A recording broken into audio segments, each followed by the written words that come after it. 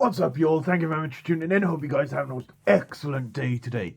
So we have a little bit of Twitter drama for you today, something that exploded over the weekend, involving a non-furry, a furry, and a fursuit maker from Russia, and a lost fursuit that may or may not have been sold on eBay. And I say may or may not have been because at the moment I'm not sure whether it has been sold, hasn't been sold, or is still being held ransom by this non-furry, much to the dismay of the commissioner themselves. So sit back, relax, grab a coffee, and let's ride this roller coaster together.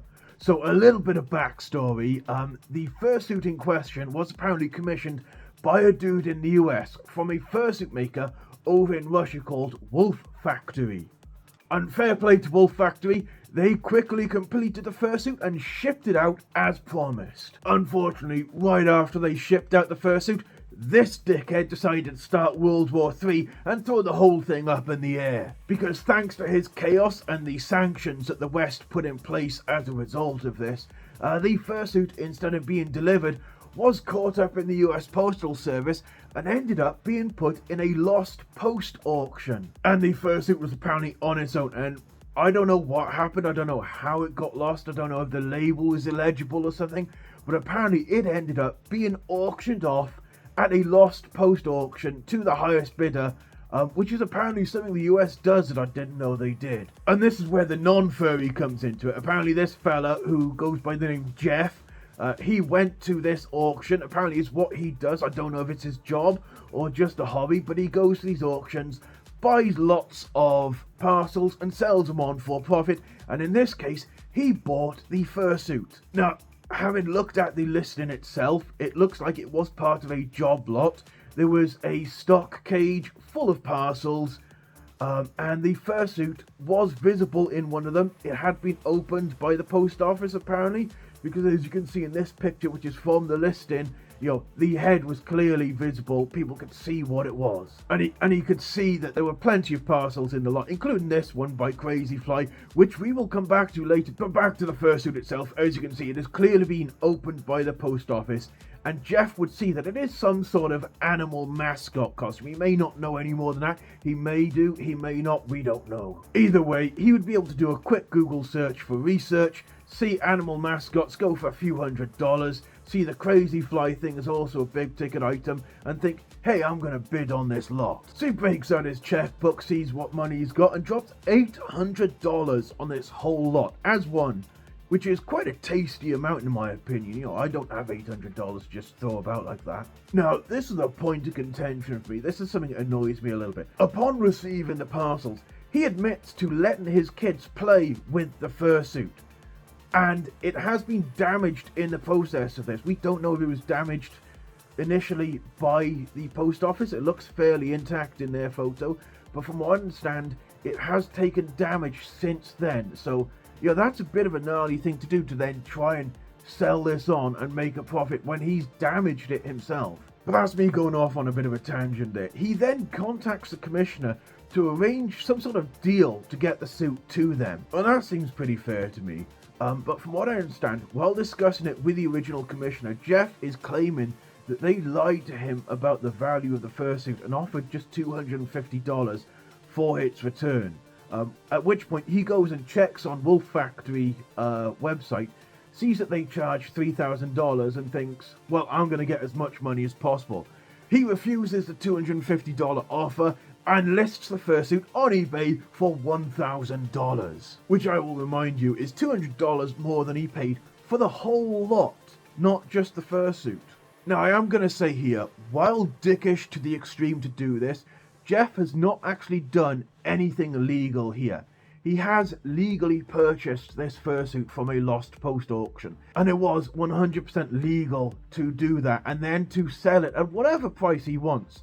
And I think it's a bit gnarly to see all these furries mass reporting the listing as stolen property, because technically it's not stolen property.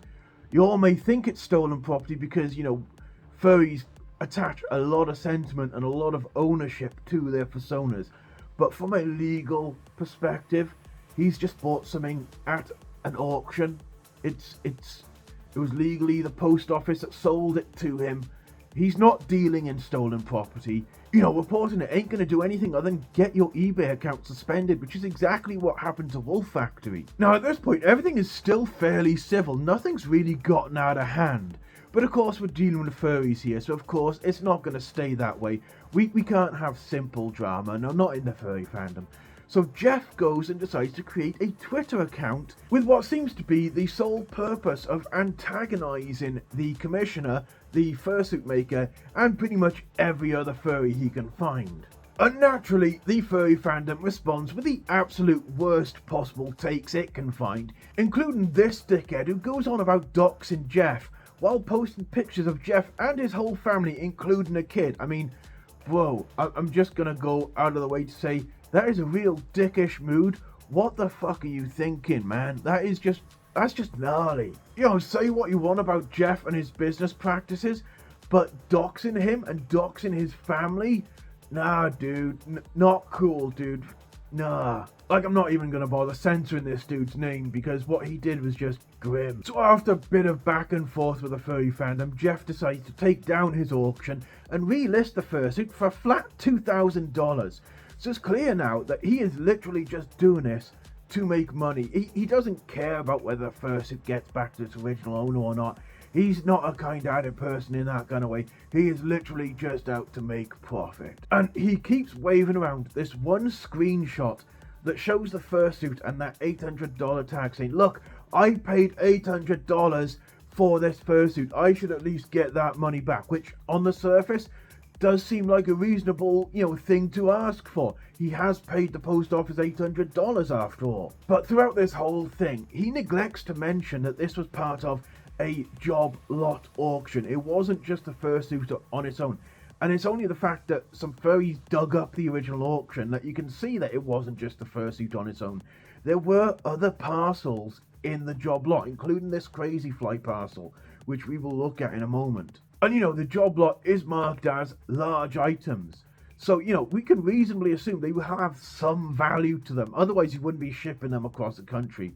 So, reasonably, I could say they were $100 per parcel. But, even if I'm being skimpy at $50 per parcel, there's easily a dozen parcels in that job lot. So that's what, $500 on just the rest of the parcels alone? And that's not including the fursuit and the crazy fly. Now, I know I keep mentioning this crazy fly, and you're all probably dying to know what the hell I'm banging on about and why I keep mentioning it.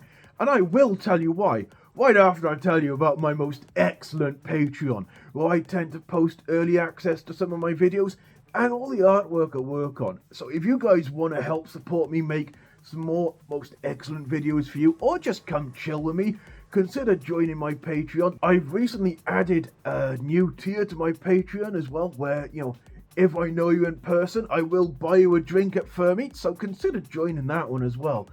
Also, it comes with access to a Patreon-only chat over on my Discord, which is what I'm going to mention next. My Discord, consider joining that too. There are some most excellent dudes over there, and they're a good laugh. So consider joining my Patreon and my Discord, because you will not regret doing either. Anyway, enough self-promotion. Back to the subject at hand, and I was about to tell you what this crazy fly thing is I keep blithering on about. And that is, the crazy fly is a kiteboard, which is this weird kind of sport thing where people ride these oversized skateboards and use kites to pull themselves around. And this is not a cheap hobby. The kites alone range from 600 to 1,300 pounds, and that's just the kites. And I realise these are brand new prices, but having looked on eBay, they hold their value. And like I said, the kite itself is about 6 to 1,300 pounds. The board is about 400. The accessories are another grand easily. So this kiteboard parcel, we don't know how much of a kiteboard is in there, but if there's anything more than just the board, he is easily wiping his face on this parcel alone. Then you got the $500 for the other parcels that came with a fursuit. And this guy is waving around this $800 screenshot like, I gotta make my money back. Like, whoa, these other parcels alone have made the money back for you. Stop being a dickhead with the fursuit. Especially considering you damaged the fursuit. Bro, you're not gonna get $3,000 for it. You're not gonna get $2,000. You're not gonna sell it to some random for probably $1,000 when most people out there don't understand the value of a fursuit, so they see that as way too much.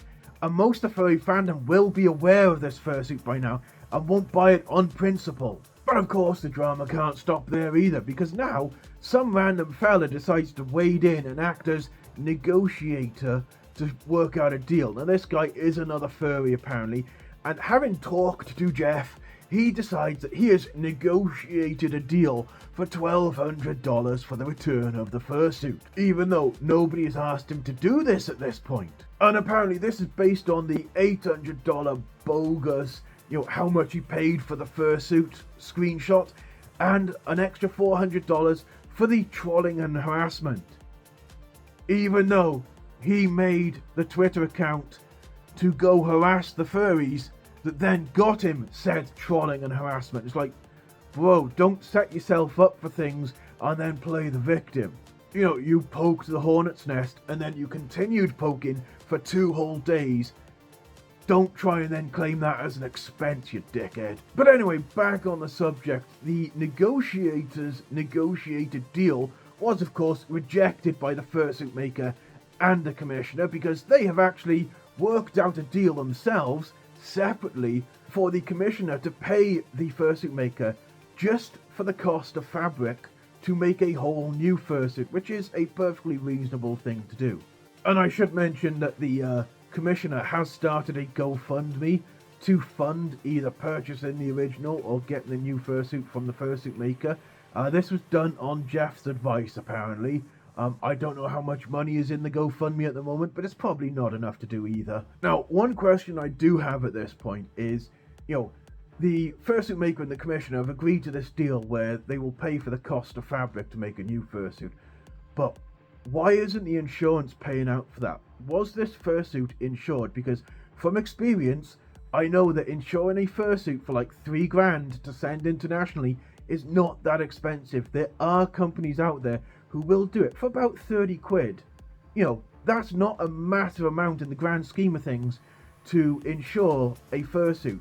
And that would have avoided this whole thing. The fursuit goes missing, they make a claim on the insurance pays out, Wolf Factory makes a new fursuit. Win-win, everyone's happy. So I'm questioning now, was this fursuit insured when it was shipped? And I know Wolf Factory has made a few comments on tweets that kind of allude to the possibility that it wasn't insured, in which case I think that's a bit of a gnarly practice, dude. It's not that much extra to insure these things when you ship them, and you're already paying 100 quid to ship them internationally in the first place, so come on dudes, a little bit extra just for peace of mind on everyone's account. The commissioner would have a new fursuit, the fursuit maker would have effectively another commission, and Jeff would be able to sell his fursuit without people harassing him, although he did bring it on himself partly, so Anyway, I do love my tangents on this video, so I'm going to draw this to a conclusion, and that is, I can see fault in all 3 parties in this. Firstly, the fault of the customer is that apparently, supposedly, he lied to Jeff about the value of the suit and then lowballed Jeff. And while I can understand why he would do that, it's a pretty gnarly thing to do. Just be honest with the dude, man. It's a tiny bit of fault there. And then we have the fursuit maker who, as far as I can tell, didn't insure the parcel, which is a really poor business practice, and would have saved this whole drama if he had actually gone ahead and done it. I'm gonna assign a good quarter of the blame here. In the future, I know you like taking the chance that he'll get through fine, but please insure your parcels going forward, dude. It's not that much extra. And I'd also like to assign a quarter of blame to this Jeff dickhead, who, seeing this big ticket item, decided to get as greedy as possible, cause all this drama by harassing people online, and now is stuck with a fursuit that he probably won't even sell for 1/10 of what it was originally worth. Especially considering furries are now probably watching eBay like a hawk for this fursuit, and will throw fake bids on any listing they see. But you know what? I think the majority of blame for this actually rests at the feet of that dickhead Putin for starting a goddamn war right after this fursuit had been mailed.